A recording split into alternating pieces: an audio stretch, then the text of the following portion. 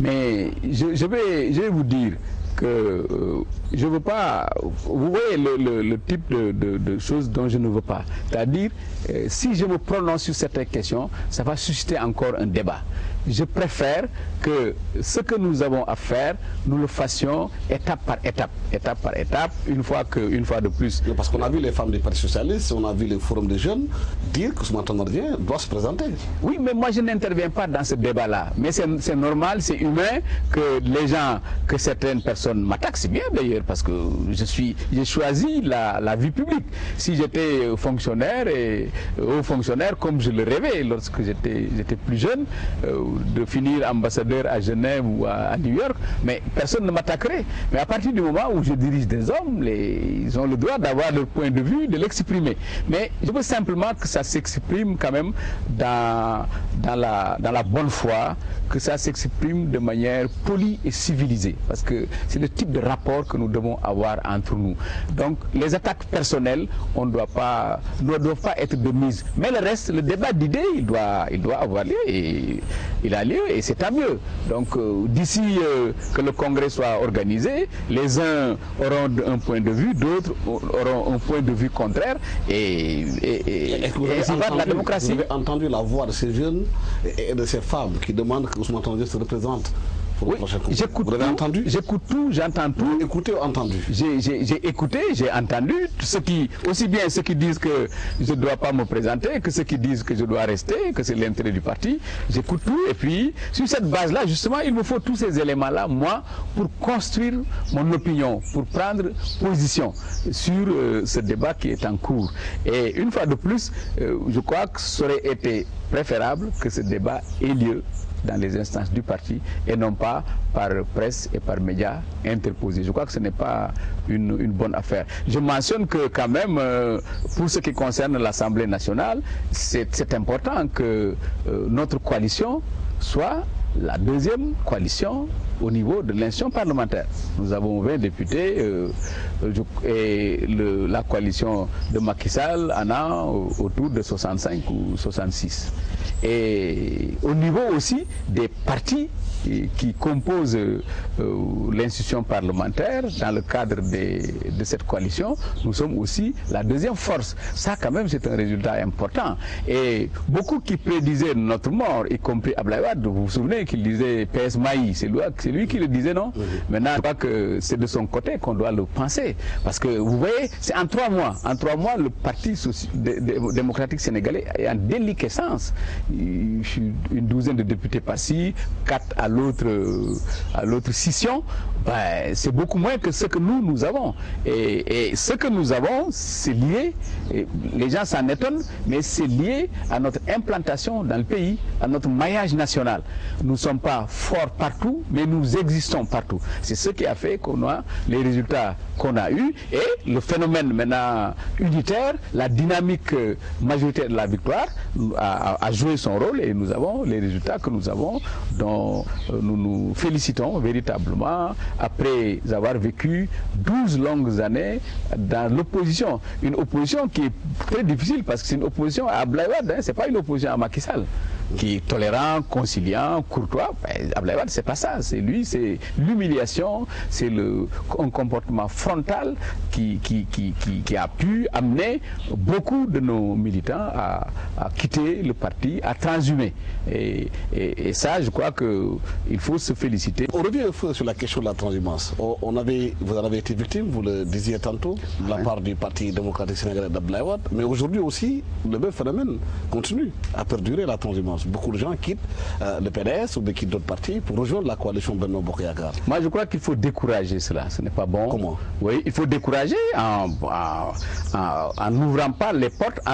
Parce que ce qu'on peut reprocher à Abdoulaye Wade, c'est d'avoir systématisé la transhumance, d'avoir organisé, suscité la transhumance. C'est ça qui... Mais il est difficile d'interdire à quelqu'un il y a malheureusement des Sénégalais qui sont comme ça, qui pensent qu'il faut toujours être du côté de ceux qui portent des galons, du côté du pouvoir, ça vous n'y pouvez rien. Mais s'ils viennent là-bas, qu'ils comprennent que c'est véritablement, excusez-moi du terme, la dernière roue de la charrette, que ce ne soit pas des gens qui viennent et qui sont promus. Parce que ce qui était arrivé avec Abdoulaye Wade, je crois qu'en Conseil des ministres ou dans leur bureau exécutif, je crois que si j'y allais, je n'allais pas être perdu. C'est ça qui n'est pas normal. Il ne faut pas encourager la transhumance, à défaut de trouver des formules radicales pour l'interdire. C'est à quoi moi j'aurais été favorable. Hein, mais est-ce qu'il faut une loi à l'Assemblée nationale pour l'interdire ou bien pour réglementer la transhumance? Je suis persuadé que c'est ça qu'il faut faire, parce que c'est pas bon. Et surtout, quand même, nous prenions la République des valeurs. Et ça, c'est vraiment inacceptable, anti-valeur manifeste que de changer de cap, de chemise, d'orientation chaque fois que le pouvoir change. Ça me paraît tout à fait inacceptable. Mais pourtant, votre allié, le parti présidentiel, l'APR, continue à accueillir des transhumants dans son parti. C'est un parti qui est né il n'y a pas longtemps, 3 ans, qui n'est pas bien structuré, qui a besoin un peu de s'organiser, de se massifier. Là, il accueille des transhumants. Même si ce n'est pas avec autant de tintamarre qu'avec Abdoulaye Wade. Oui, mais en tout cas, moi, ce que je leur aurais reproché, c'est si il y avait, si c'était suscité, entretenu, systématisé comme Abdoulaye Wade. Parce qu'Abdoulaye Wade, c'est lui qui allait les débaucher. Voilà, le débauchage.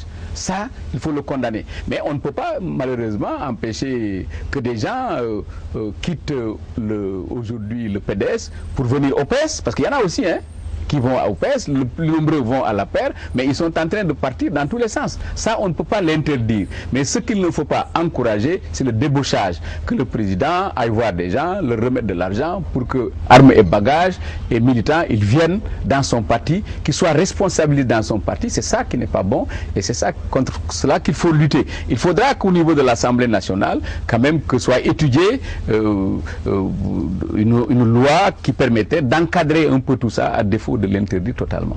Oui, on parle de nouveaux types de Sénégalais depuis que la deuxième alternance est intervenue le 25 mars dernier. Y en a marre et d'autres partis et d'autres mouvements de société civile se battent pour que les Sénégalais aient d'autres aptitudes dans la façon de faire, dans la façon de voir. Mais aujourd'hui, on a constaté, comme le président l'a dit, que le drapeau national n'est plus respecté, qu'il n'y a pratiquement plus d'éducation civique dans les écoles pour les jeunes. Qu'est-ce qu'il faut faire pour que cette mayonnaise prenne? Parce que c'est vous l'élite, c'est vous qui devez montrer le bon exemple. Tout à fait, je suis d'accord avec toi, Alassane, parce que effectivement, tout ce que le président est en train de dénoncer concernant les sceaux, les sombos, l'hymne, mais tout ça c'est Wade, c'est en 12 ans que tout ça est allé par terre. Il faut redresser cela. Et je crois que c'est important qu'au Conseil des ministres délocalisé qui a eu lieu à Diourbel, que le président soit revenu sur les sceaux, les symboles, l'hymne national. Parce que ça, c'est fondamental quand même, qu'on revienne à l'éducation civique au niveau des écoles, au niveau des lycées. J'en profite pour dire que les conseils des ministres délocalisés, c'est une excellente trouvaille. Je crois que les gens n'imaginent pas ce que ça fait au niveau des populations de Diourbel, de Saint-Louis, de Kaolack, de recevoir l'ensemble du gouvernement, d'avoir...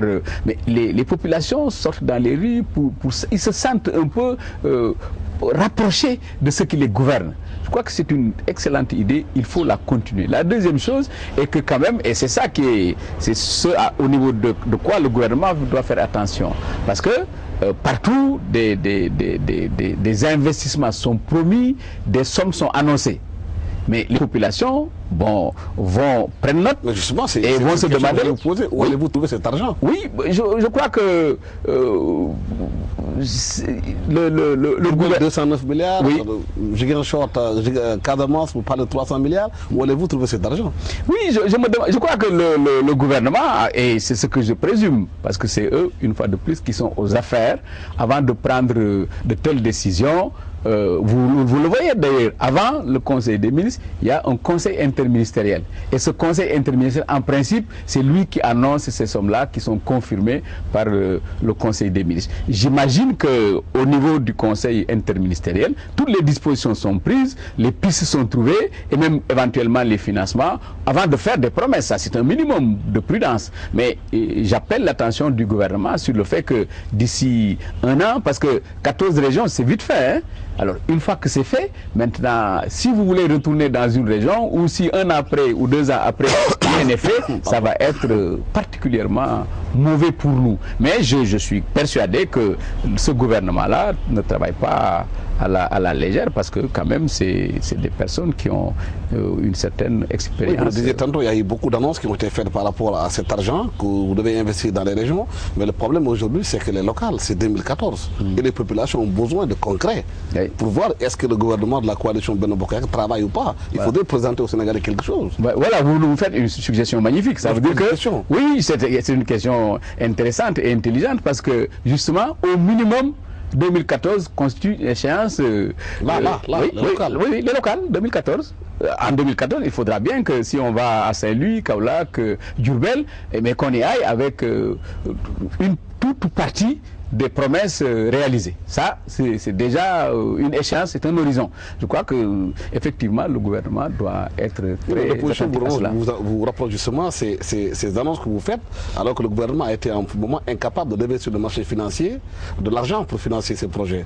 25 milliards attendus, la presse parle de 6 milliards seulement obtenus par le gouvernement. Mais j'ai suivi qu'il y a aussi, immédiatement après cet appel-là, un autre qui a été réalisé pratiquement à 300%. Hein. Donc, je ne sais pas techniquement ce qui s'est passé, parce que, au fond, si le gouvernement lance un appel, un emprunt obligataire, si le gouvernement lance un emprunt obligataire, je crois que le gouvernement ne prend pas toutes les propositions qui lui sont faites. Il y en a qui sont acceptables, il y en a qui le sont moins, et le gouvernement sélectionne. C'est ça peut-être qui a fait qu'ils sont arrivés à 6 milliards. C'est les dettes, c'est les Sénégalais qui vont le payer, cet argent-là. Oui. Pourquoi les gens prennent autant d'engagements pour que les Sénégalais payent cet argent? Sans qu'on leur explique pourquoi. Oui, mais je crois que quand même les Sénégalais, le gouvernement est suffisamment responsable pour savoir quelle est la capacité d'endettement de notre pays. Et je crois que de ce point de vue-là, les spécialistes du ministère des Finances font suffisamment attention, comme ils l'ont toujours fait. Hein. Nous avons une excellente administration financière et que nous n'allons pas laisser filer comme ça le déficit, continuer à emprunter et surtout emprunter pour payer. Ça, je crois que le soulibouki, comme on dit, n'est pas bon, et nous le dénoncions lorsque nous étions à l'opposition, et nous continuerons à le dénoncer, et nous veillerons en tout cas avec le gouvernement appeler chaque fois son attention sur la situation. Mais là, vous êtes frappé par la réalité des faits. Les coupures d'électricité sont revenues de façon intempestive, les populations ne comprennent pas avec la chaleur qui s'est installée. Il y a aussi le fait que le ministre des Finances a annoncé qu'il y aura une augmentation des prix de l'électricité, parce que l'FMI et la Banque mondiale ont demandé que la vérité des prix soit appliquée. Oui, mais dans le sens contraire, à Diourbel, le président de la République a indiqué qu'il va tout faire, au contraire, pour diminuer le coût de l'électricité. Ça, je crois que c'est ce que les Sénégalais veulent entendre. Bon, mais si la vérité des prix exige que pendant un moment donné, on fasse des sacrifices, pourvu qu'après que le courant puisse coûter moins cher. Je crois que c'est ça qui est le plus important dans ce que nous sommes en train de faire. Maintenant, pour ce qui concerne les délestages, les coupures, comme on veut, c'est que quand même, il ne faut pas abuser de cela, mais quand même c'est un héritage. Hein. On a trouvé ça ici depuis 12 ans, et je rappelle que nous avions, nous, trouvé une solution à cette question de l'électricité avec Elio Hydro-Québec et le gouvernement de Ouad. Est-ce qu'à votre avis, il faut retourner vers ce schéma de privatisation de la Sénélec pour mieux offrir l'électricité aux Sénégalais ou pas? Moi, je crois qu'il faut travailler. Il faut un partenaire stratégique. Moi, je l'ai toujours défendu. Bon, il y en a qui pensent le contraire, mais je pense que ce qui se fait dans tous les pays, nous devons le faire. Avoir un partenaire stratégique, et maintenant, pour que les gros investissements, on puisse les supporter. Autrement, on sera continuellement dans du colmatage, parce que nous n'avons pas les moyens d'opérer aux gros investissements dont a besoin le secteur de l'électricité. Oui, il y a eu cette controverse à la Sénélec où Cheikh Tidiane Ndaye a démissionné de façon fracassante en disant qu'il dénonce la malgouvernance parce qu'il n'est pas d'accord avec le nouveau directeur qui a été installé au niveau de la Sénélec. Pour lui, il y a un conflit d'intérêts parce que ce dernier serait le propriétaire d'une société, s'appelle Sénélec, qui fournit des compteurs électriques à la Sénélec. Oui, il y a là aussi, je crois, un débat qui est en cours. Le président de la République, c'est son rôle. Même s'il prend une décision, il doit écouter ce qui est dit par les uns et les autres. Je crois que c'est ça qui est important pour nourrir sa décision, pour alimenter sa décision.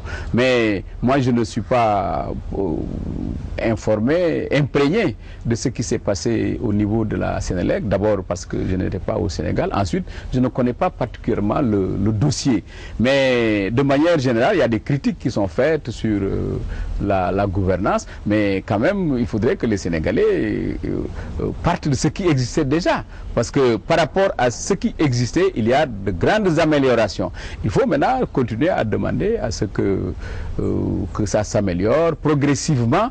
Mais il n'est pas possible que du jour au lendemain, on renverse des tendances qui sont assises depuis depuis 12 ans. C'est ça le fond du problème. Et la question de l'énergie de la Sénélec est un vrai problème parce que la Sénélec, le problème c'est qu'elle est structurellement déficitaire. C'est ça qu'il faut régler. Tant que cela n'est pas réglé, je crois que toutes les mesures que l'on prendra seront des mesures de toilettage, de colmatage. Et ça ne va pas loin. C'est pas durable. Les attentes sont très fortes. On a vu aussi le rôle éminent qu'a joué les mouvements sociaux, la société civile par rapport à cette deuxième alternance. Y en a marre occupe une place importante. Aujourd'hui, on aura Fabius, ministre des Affaires étrangères de la France, qui vient rendre visite à Y en a marre dans le quartier général. Quelle signification cela peut avoir? Non, moi je m'en félicite parce que quand même Y en a marre est une composante essentielle du processus qui a abouti à l'alternance. Et c'est tout à fait nouveau. C'est d'ailleurs bien que de ce point de vue-là, ça présente un intérêt pour que Laurent Fabius, venu à Dakar, aille les rencontrer, les écouter. Parce que quand les ministres viennent ici, vous vous souvenez que lorsque